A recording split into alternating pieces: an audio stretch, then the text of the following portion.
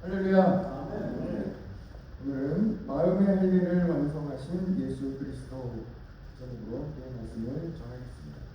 오늘 말씀을 보시면 먼저 이 모세가 자기 이드로에게 허락을 받으라 이제 내 가족들에게로 돌아가겠습니다 하고 모세가 가족들을 데리고 이스라엘 백성에게로 돌아가는 장면이 담겨 있습니다. 돌아갈 때에 참 멋있는 장면이 나와요. 여기 보시면은 20절 한번 보세요. 모세가 가족들을 나귀에 태우고 애굽으로 돌아가는 자기가 나고 자란 가족들이 있는 곳으로 가는. 그런데 그동안에는 자기의 가족들을 만났어요? 못 만났어요? 못 만났죠. 가서 가족을 찾게 돼. 가족을 찾고 만나게 돼. 그런데 가족들은 다 알아요. 이 모세가, 왜냐하면 엄마가 키웠잖아요. 엄마가 젖을 주고 키웠던 하나님의 은혜로 다 키웠기 때문에 다 가려고 만날 거예요. 그런데 그의 손에는 지팡이가 있어요. 그 지팡이가 지금까지는 모세가 의지했던 지팡이를 가지고 다녔던 지팡이. 그런데 오늘 그 지팡이의 이름이 어떻게 나오니까 20절에 보면 한번 보세요. 뭐라고 나오는 그 지팡이가 하나님의 지팡이예요. 지금까지는 모세가 자기의 힘을 의지해서 살아왔고, 자기의 힘을 의지해서 살아왔다. 이 지팡이를 들고 자기가 살아왔어요.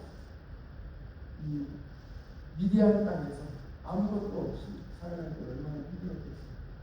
이 지팡이 하나 의지하고 살아. 그런데 이제는 하나님을 의지하며 살아. 이 모세의 삶이, 이 위대한 여정이 시작돼요. 위대한 믿음의 여정이 시작돼요. 이러한 이 믿음에 대하여 히브리서 11장에 말씀하고 있는데 히브리서 11장으로 한번 가봅시다. 오늘은 성경을 여러 곳을 좀 찾아보겠습니다. 히브리서 11장에 모세에 대하여 말씀하고 있는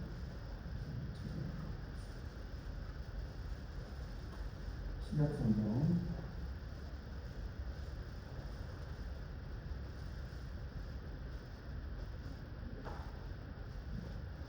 366년이 있어요.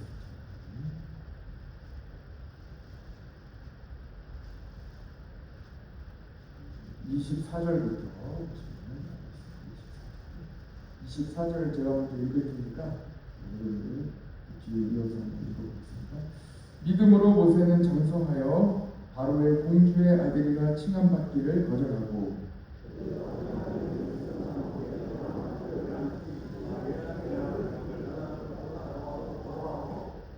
그리스도를 위하여 받는 수모를 애굽의 모든 보화보다 더 큰 재물로 여겼으니 이는 상 주심을 바라봅니다.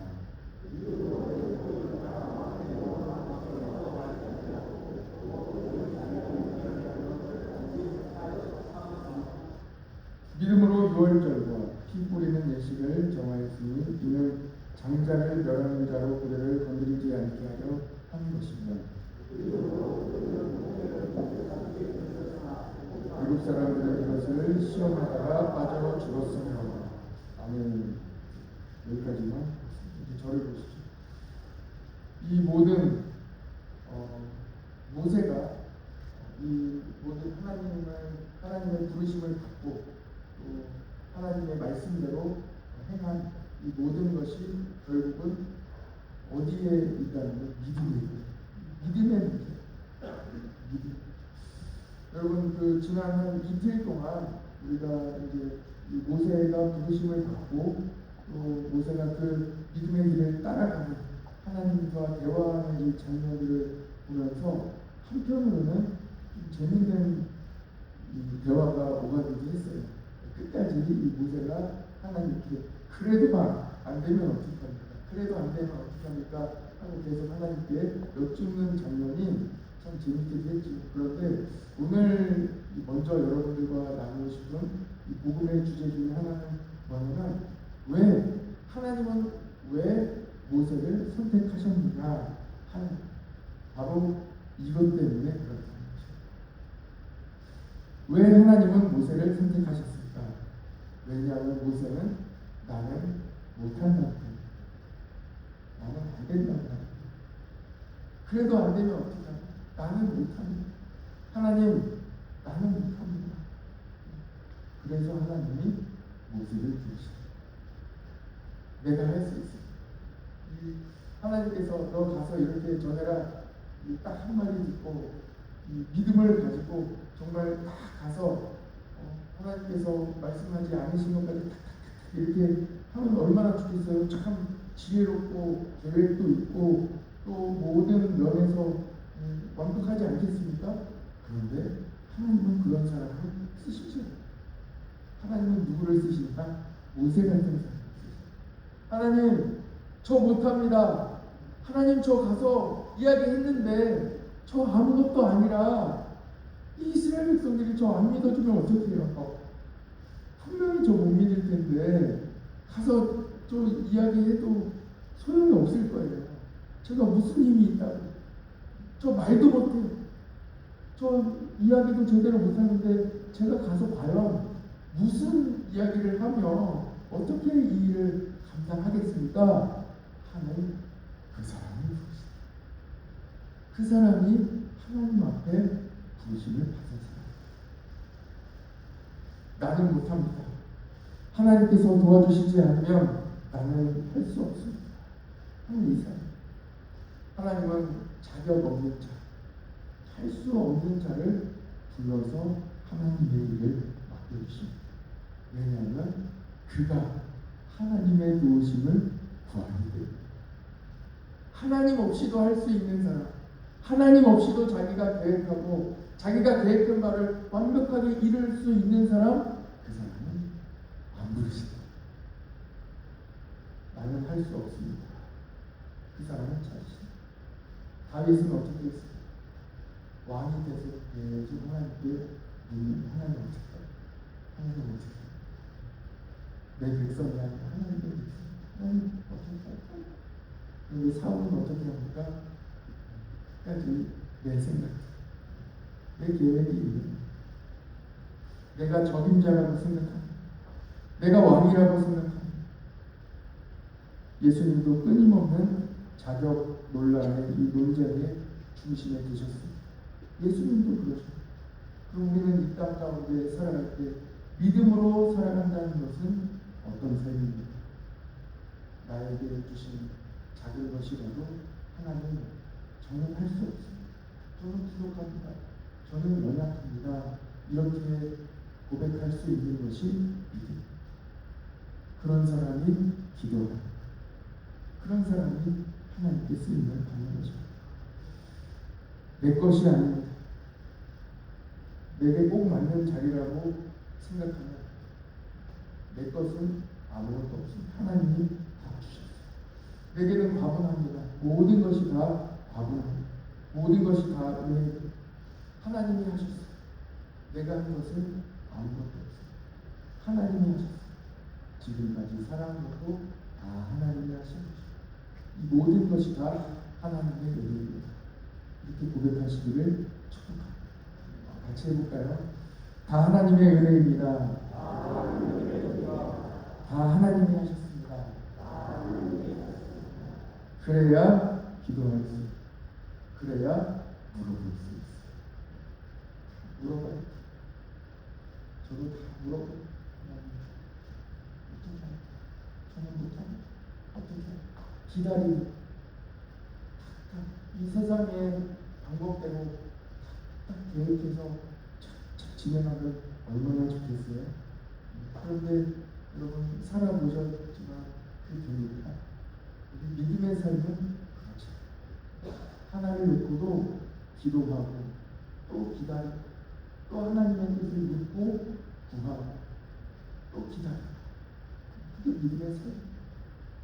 바로바로 진행하고 진행하는 것 같으면 얼마나 좋겠어요. 그런데 믿음의 삶은 그렇죠. 성경 말씀이 다 그렇죠. 기다려야 돼요. 모세가 부르심을 받기까지 80년이라는 세월이 하나님께서는 이미 모세가 태어나기 전부터 이스라엘 백성들의 구원을 위하여, 이스라엘 백성들을 이끌어내시기 위하여 다 준비하셨고 물에서 건져내셨지만 80년의 시간이 또 걸리고 또 기다리고 또 기다리고 하나님의 뜻을 구해야 이것이 바로 믿음의 삶입니다. 하나님 앞에 조급한 것은 아무것도 없습니다. 왜 그래요? 우리는 영원히 살기 때문에 하루 이틀 살고 끝내는 삶이 아니에요. 80년, 120년 살고 끝내는 우리의 삶이 아니에요. 영원한 삶을 살아가기 때문에 우리는 조급한 게 아무것도 없어요. 천천히 기다리시기를 축복합니다. 오늘 또 하나의 주제가 나올 때 바로 할례의 문제. 중간에 나오는 이 할례의 문제가 나옵니다. 보시죠. 먼저 22절, 23절을 먼저 봐야 됩니다. 22절, 23절. 너는 바로에게 이르기를 여호와의 말씀에 이스라엘은 내 아들 장자라. 내가 내게 이르기를 내 아들을 보내주어 나를 섬기게 하라 하여도 내가 보내주기를 거절하니 내가 내 아들 내 장자를 죽이리라 하셨다 하라 하시니라. 결국 이 말씀이 언제 어떻게 이루어집니까? 10번째 제안에서 이것으로 시작해서 이스라엘 백성들의 첫째 장자가 다 삶을 하나님께서 살려주십니다. 그리고 이스라엘 백성들의 장자가 다 하나님의 것입니다. 왜냐하면 하나님께서 살려주셨기 때문에. 그리고 장자의 값으로 이스라엘 백성들의 한 지파를 하나님께서 부르시고 쓰시게 되는 게 바로 레위지입니다. 하나님께 그 숫자를 맞추세요. 그 값을 하나님께서 매기십니다. 살려주신 그 생명의 값을 매기세요. 그것이 바로 22절, 23절에 나오고 그 다음에 보시면 24절부터 26절까지 26절을 보시면 여호와께서 그를 도와주시니라. 그때의 시보라가 피 남편이라면 할례 때문이었다. 이 모세가 갑자기 죽을 위기에 처합니다. 하나님께서 모세의 생명을 가져가려고 하시는데 그때 이 아내가 시보라가 이 아들의 포피를 베어 하나님 앞에 놓았을 때 살려주세요. 이것은 할례의 문제 때문이다 하고 하나님께서 오늘 말씀을 통해 알려주십니다. 할례가 도대체 무슨 어떤 문제가 있었기에 모세는 생명을 빼앗길 뻔하고 도대체 이것이 우리의 삶에 지금 우리의 신앙의 삶에 어떤 은혜로 이어지게 되는지 시간을 많이 할애할 수는 없지만 짧게 잠시 살펴보도록 하겠습니다. 먼저 창세기 17장으로 가봅시다. 하나님께서 아브라함을 부르시고 그 아브라함과 할례의 언약을 맺으시는 장면입니다. 창세기 17장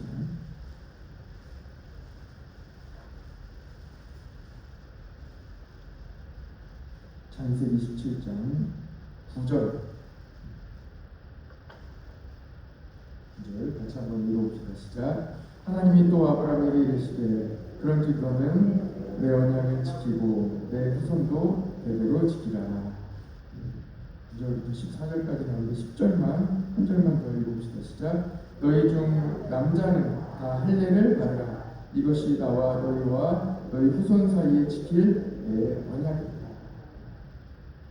하나님께서 아브라함을 부르시고 처음에 이 아브라함이 잘 모르잖아요. 아무것도 모르고 믿음의 시작이 이제 아브라함과 이 믿음을 시작하시는 부르시고 그래서 아브라함과 우리 창세기 나눌 때 제가 계속 말씀을 같이 나누었는데 하나님께서는 아브라함에게 계속 말씀해 주세요.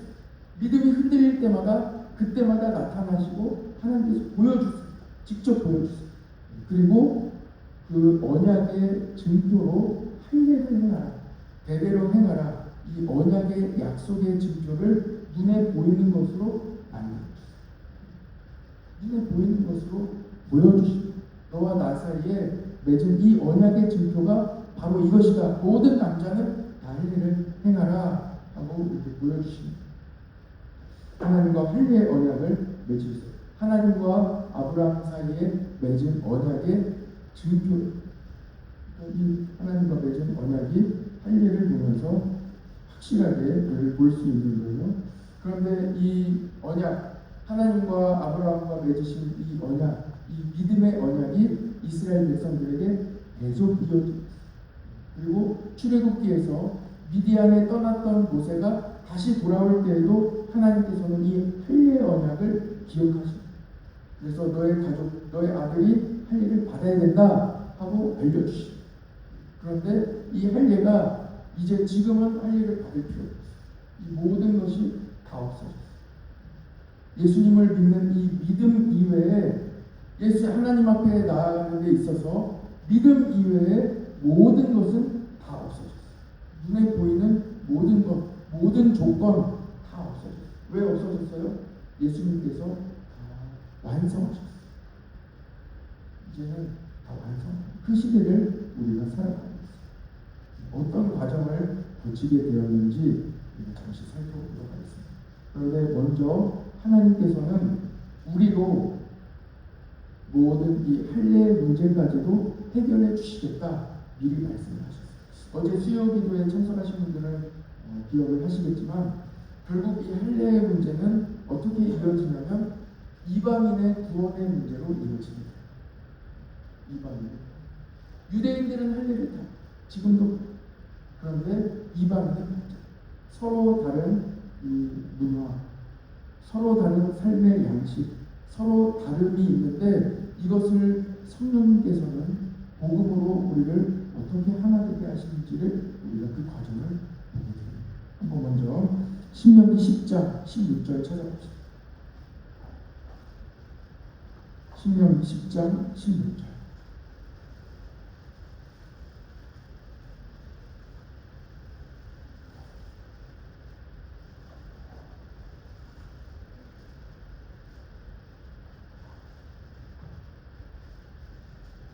원래는 한 10곳 정도는 찾아가야 되는데 그렇겠죠.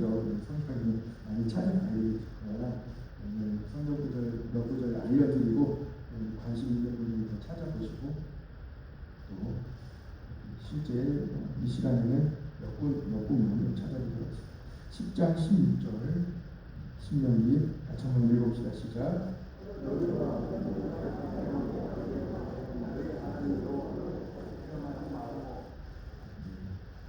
10장 16절. 보시면 12절을 한번 보세요. 왜 하나님께서 16절의 말씀을 하셨는지 12절. 이스라엘아, 내 하나님 여호와께서 내게 요구하시는 것이 무엇이냐? 하나님은 너에게 무엇을 요구하시냐? 할례를 요구하시냐? 하나님께서 요구하시는 게 무엇이냐? 율법을 요구하시냐? 도대체 하나님께서 이스라엘 백성들에게 요구하시는 것이 무엇이냐? 하나님께서 이스라엘 백성들을 광야로 이끌어내시는 이유가 무엇이냐? 이 목적이 어디에 있느냐? 우리의 삶의 목적이 어디에 있느냐? 하나님께서 우리를 구원하신 이 삶의 목적이 어디에 있느냐? 이것을 물어보십니다. 그런데 사람들은 이제 결국 보세요. 이제 앞으로 보시면 예수님께서 십자가에 달리신 것도 다 이것 때문에 그런데 결국 어떤 거 하나를 딱 하나님이 주시면 그 표면적, 그 어떤 행정적, 그 어떤 이 내면에 하나님이 주시는 그 의미를 찾아가지를 못하고 그 겉으로 보이는 그 하나의 얽매이게 된다. 그리고 어떻게 해요? 그것 때문에 구분해요. 분리해요. 하나님께서 하나님의 자녀로 삼으시기 위하여 하나님의 백성으로 삼으시기 이 믿음을 위하여 너 이거 보고 나하고 맺은 이 약속을 기억해라. 하나님께서 살아계심을 기억해라. 내가 너와 함께함을 기억해라 하고 보여주신 이 하나의 이 믿음의 장치가 나중에는 이것이 바로 너와 나를 구분하는 또 내가 대단한 민족이라는 것을 나타내는 나를 드러내는 내 의의를 드러내는 하나의 장치로 이 발전하는 모든 것이다. 그것을 구분하라. 오늘 이 신명기 10장의 말씀에도 하나님께서 너에게 요구하시는 것이 무엇이다. 하나님은 만나기를 원하시고 너를 정말 순수하게 사랑하기를 원하시고 같이 섬기기를 원하시고 살리시기를 원하시는데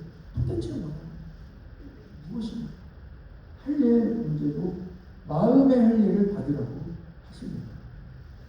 겉모습, 겉으로 보이는데 연연하지 말고 이 마음의 할례가 중요한데, 이 마음이 중요한데, 이 언약의 내용이 중요한데 왜 겉으로 보이는 것에 그렇게 얽매이고 그것만을 위해 또 나아가고 있느냐 하는 것을 봤습니다. 지금 믿음의 시대에도 마찬가지입니다.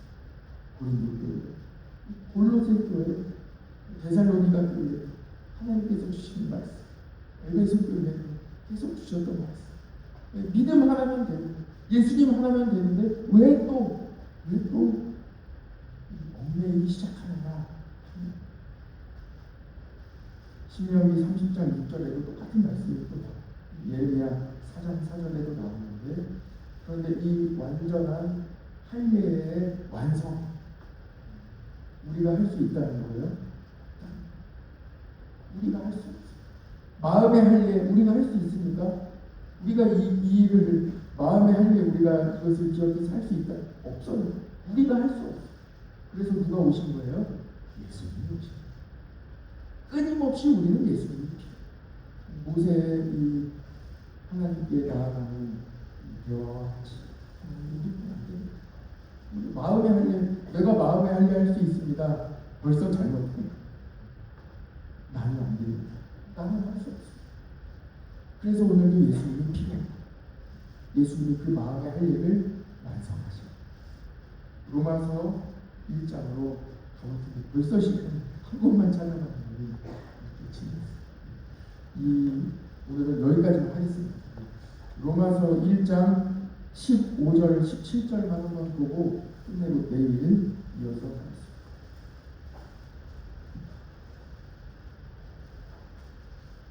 정말 중요한 말씀. 결국 이 말씀 때문에 이 할례의 말씀을 같이 하나님께서 우리에게 이 핵심을 여러분들께서 결국은 복음입니다. 복음. 15절부터 17절인데 같이 한번 읽고 마치겠습니다. 15절부터 17절 세 절의 말씀을 읽으시다. 시작. 그러므로 나는 할 수 있는 대로 로마에 있는 너희에게도 복음 전하기를 원하노라. 내가 복음을 부끄러워하지 아니하노니 이 복음은 모든 믿는 자에게 구원을 주시는 하나님의 능력이 됩니다. 먼저는 유대인에게요, 그리고 헬라인에게요. 복음에는 하나님의 의가 나타나서 믿음으로 믿음에 이르게 하나니 기록된 바 오직 의는 믿음으로 말미암아 살리라 함과 같으니라. 할렐루야. 결국 복음이 전파되는 데 있어 결국 이 로마서의 핵심도 할례 문제. 유대인과 헬라인을 구분짓는 게 뭐예요? 할례. 이 복음이 전해집니다. 그런데 중요한 것은 제일 중요한 핵심은 어떤 거라는 거예요? 복음. 이 복음은 뭐라는 거예요? 오직 믿음이다. 나오죠. 믿음. 예수님을 믿는 그 믿음 이외에는 아무것도 필요 없다. 소용없다. 그리고 이 할례의 문제도 이제는 예수님께서 완성하셨다. 안 해도 된다. 나머지는 예수님께서 대신 다 완성하셨다는 말씀을 드리고 계십니다. 오늘 여러분 어떻게 생각하시겠습니까? 이 복음 오직 예수님으로 만족하시기를 축복합니다. 다른 거 다 예수님께서 짊어지셨고 다 예수님께서 다 완성하셨어요. 그 어떤 것도 이제는 더 이상 필요하지 않습니다. 믿음으로 오늘도 나아가시기를 바라고 그 두가 여러분 무시할 수 없어요. 또한 여러분도 다른 사람들을 귀하게 여기시기를 축복합니다. 같이 기도하겠습니다.